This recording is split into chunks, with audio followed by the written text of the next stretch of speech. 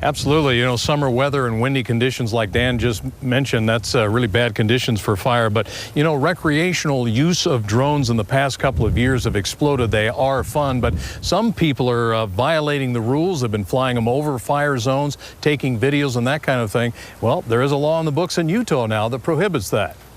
Last year, we did have 3 that I know of. The most notable was the Wheeler fire in Wasatch County, where all aerial operations were shut down for about 2.5 hours. Since 2012, the number of drones flying in wildfire areas in Utah has been increasing because of the extreme safety concerns. That prompted the Utah legislature to pass House Bill 126, which became law last month.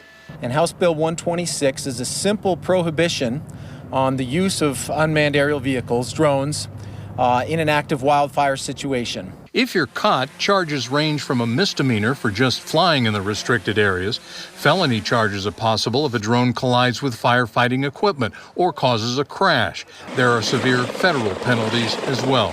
And I think that the issue that we've been faced is that many of the rules and regulations about when and how and where to fly are not understood by the uninitiated, the folks who have just bought a recreational drone. The hobby of flying drones has dramatically increased in popularity in recent years, and commercial use of drones is also on the rise. Law enforcement agencies use them for aerial surveying, for example, getting a look at the flash flood damage in southern Utah last year. Engineers and geologists use drone video to inspect the big landslide in North Salt Lake.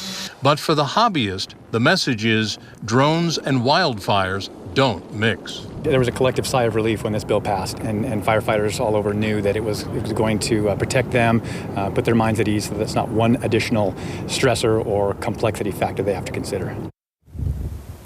Now, there is a website where all the drone rules and regulations are listed. It's called knowbeforeyoufly.org. I was just looking at it on my phone. Very comprehensive. It's for recreational drone flyers, for commercial drone flyers as well. There's also information on that site how to link you to register your drones now with the FAA, which is now required. Again, the new law went into effect last month, and so there's no more verbal warnings if you're caught flying in areas that you shouldn't. You'll get nailed with fines. There's also jail time, too, that could factor in it, too, depending on what the violations are. Back to you in the studio. All right, Keith.